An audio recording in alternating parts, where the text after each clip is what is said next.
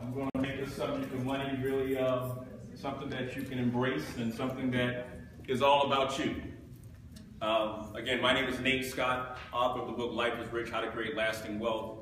I want you to know, if you look at the color schemes, some of them should have come around just so you can have it at your table, so that in turn you can kind of flip through it. Yeah. I don't think I need the mic, do I? No. All right. Cool. And Life is Rich, How to Create Lasting Wealth is a biblically based leadership program focused on personal growth and entrepreneurship. Okay, it's based on personal growth and entrepreneurship. Because in 1996, the week I graduated from West Point, I got introduced to the world of personal growth and development and entrepreneurship via network marketing. Now, unlike most people, for me, I've never been drawn into an opportunity because of the opportunity. Again, I just graduated from West Point. Degrees in computer science, engineering, and sociology. I was going into the service. I had a plan already in place. So they couldn't wow me about the financial opportunity and how much money could possibly be made. But what really was impactful for me was that I never knew about picking up books and going to seminars and being around successful people. And that exposure for me laid the foundation for me to make my first million by 32. As I speak around the world, I tell people, take away my West Point degree, take away my MBA from George Washington University, take away my background in financial planning from Georgetown University, taking away all those things. When I learned to pick up books and go to seminars and be around successful people, that's what really laid the foundation for everything else I've done in my life. I want you to really understand that. By a show of hands, how many of you do not have a college degree? Turn around. All right. Brenda, I hear you. Okay, hands down. Hands down. See, I'm uniquely qualified to speak about this in this particular manner. Because I think you would agree, you probably know and probably have heard of, and if you haven't, you can always Google it. You probably have heard of West Point. Oh, yeah. It's a pretty good school. Okay. I'm impressed. Okay. So given that, you know, it's so many times you have people that speak before you, that talk to you about things, and we as parents, we'll raise our children, and oftentimes we're raised in this way about going to school, right? In order to get a good job, right? So I'm uniquely qualified to speak about it from a vantage point of saying, hey, here's what I do have, which you can't take away. But frankly, my bio has nothing to do with you, does it? I mean, really and truly, what do you really care about those things, those accolades, as it relates to you? I want you to make a mental note of that.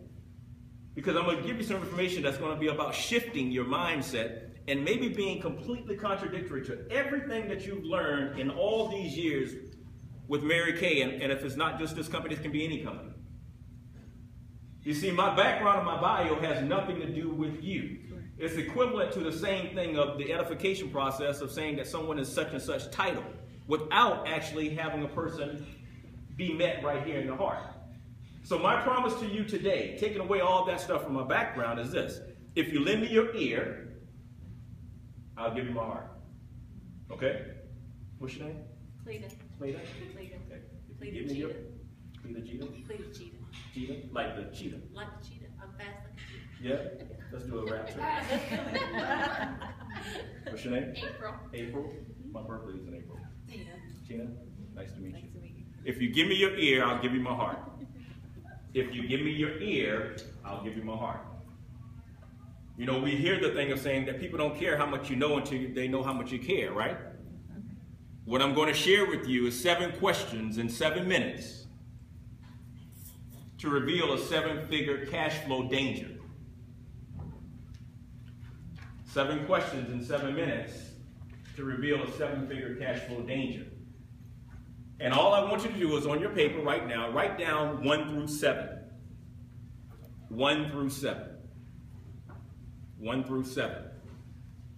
Don't worry about writing down questions. I just want you to answer. I want you to be fully present and engaged as I take you through this exercise. And I want you to realize I'm doing this because it's all about you. You see, I don't sell stuff. I don't sell stuff. That's why I was able to say, here, take this with you, read it. And what I actually said to her, I said, hey, take this book, read it, and if you find any value in it, you can pay for it later. Didn't catch that part. That's what I said to her. I didn't hear that. Yeah, see, we selective in hearing, right? I understand. So I'm sharing with you 7 questions in 7 minutes to reveal the 7-figure cash flow danger. Because wouldn't you agree, if you were to tell me, Nate, I'm in Florida right now and I'm getting ready to drive to New York, and you told me that that's where you're going. If I noticed that your vehicle, you were in Jacksonville, but you were headed towards Miami, would you want me to tell you sooner or later that you were never going to get to New York? Sooner, right? Okay. Well, that's the same thing about this 7 questions in 7 minutes to reveal some cash flow danger, because I'm telling you that most people are working saying that they're trying to get to New York. Yet they have no idea about the distance it's going to take to get there. They don't know how much gas they need to have in their gas tank. They don't even know the GPS. They don't need to know the orientation or the direction in which they're supposed to be traveling. I'm just simply trying to make people aware.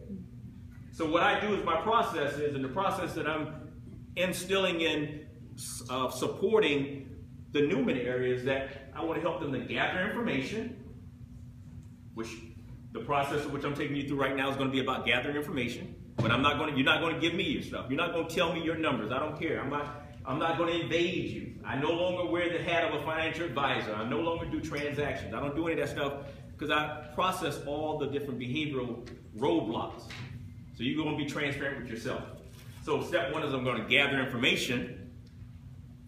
Step 2, I'm going to provide an education. And this is where I'm going to need you all to be open and honest and communicate with me. Okay? I need you to play full out. Will you do that for me? Yes. I need you to play full out. This is about you. If I tell you, you forget. If I teach you, you'll remember.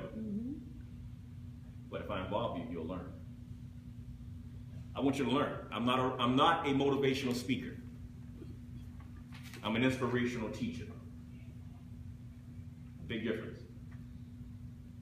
So, number one, write down your age. Write down your age.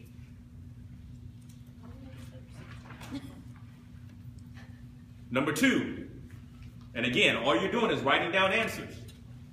This is going to be quick. Write down the answers. Write down the answers. Write down the answers. Number one, write down your age.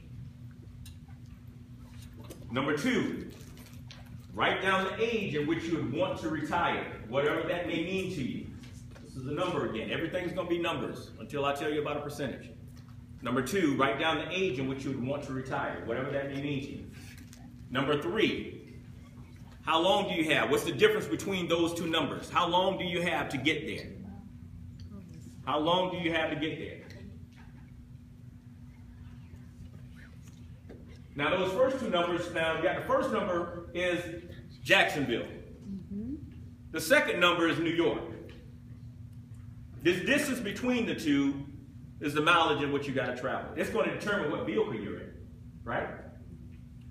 Now what's interesting about that, about choosing the vehicle, here's what people oftentimes do.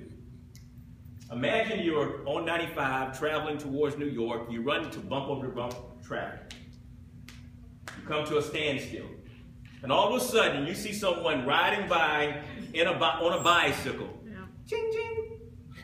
And they're pedaling and going through in and out. And you're getting frustrated because you're standing still and you're thinking they're moving. Yep. So you decide that you're going to get out of your vehicle and that you're going to sell your car and you're going to go grab a bicycle and then you're going to go follow that person because you're thinking they're really moving. You can do that. I'm not going to say you're right or wrong. It's just probably not something that I would recommend. Well, see, that's what happens every day in this world of finances. Be it investing, be it opportunities. You got a vehicle that can get you to where you want to get to, but because it's not going like you wanted to go, you jump out and you think the shiny object is what you want to go after. Make sense? Yes. Okay. Number four.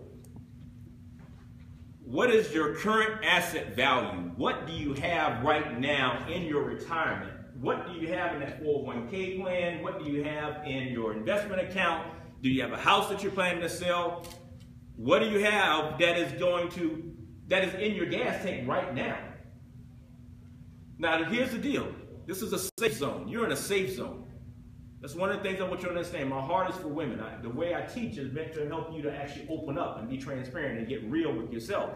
Because so many times what happens is women go through life circumstances that really rock your world, and then you've never actually invested the time to learn because you've been maybe told not to ask questions or made to feel like your rate in which you're learning isn't fast enough. I get it. I understand. Okay? So be real with where you're at today. If you're at zero, you're at zero. At least you know where you're starting at. Number five. How much on a monthly basis do you need to fund your retirement? How much do you need in retirement? So if you get to 65, how much will you need each month to live the lifestyle that you want or that you desire? How much is it going forward? You probably want to at least start right where you're at, assuming that it's enough. Some of you may not even be making enough to live. So that's a dollar amount again. Monthly amount. Number six. What's the absolute best rate of return that you know how to get? What's the absolute best rate of return that you personally know how to get? That right there oftentimes is where I really start to educate. That right there oftentimes is a question that most people don't understand. And here's the deal. Money to me is like a foreign language. If you don't understand the language of the land, it makes it hard to get around. Isn't that true? So that's a percentage I'm asking you about. What's the best rate of return that you know how to get? Do you put it underneath the mattress? For 0%. Negative, really, because of inflation, right? Is it in a savings account? Is it in stocks? Is it in bonds? Is it a CD? Is it a money market account? Is it a mutual fund? Is it...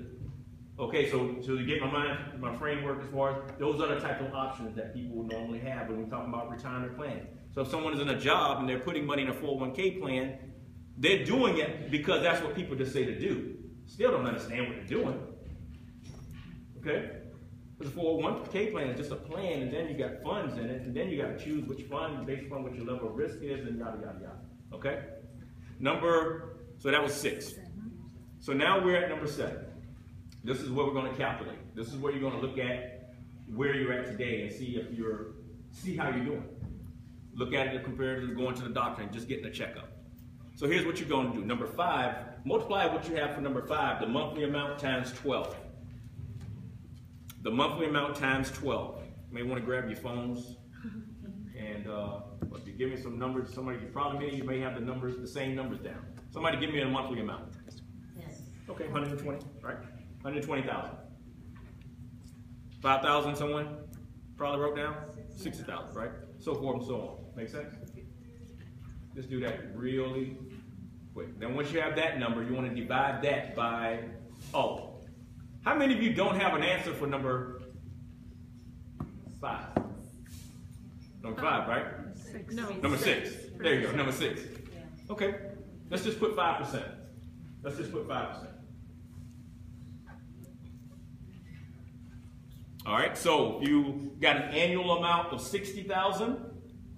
Then when you divide 60,000 by 0.05, 60,000, whatever your annual amount is, divide that by 0.05. Whatever your annual amount is, divided by 0.05. Yeah. Now here's the funny part when we do this. You start looking at the number and you start saying, wait a minute, let me redo that. Make sure. Is that right? I better get to work. Okay, all right. Somebody give me a number. 2.4 million. Okay, 120,000, right? 10,000 per month, right? 2.4 million. Who else? 3.6 million. All right. Anyone else? Does that go with number 8? Huh? Does that number go with number 8, or is that still part of number 7?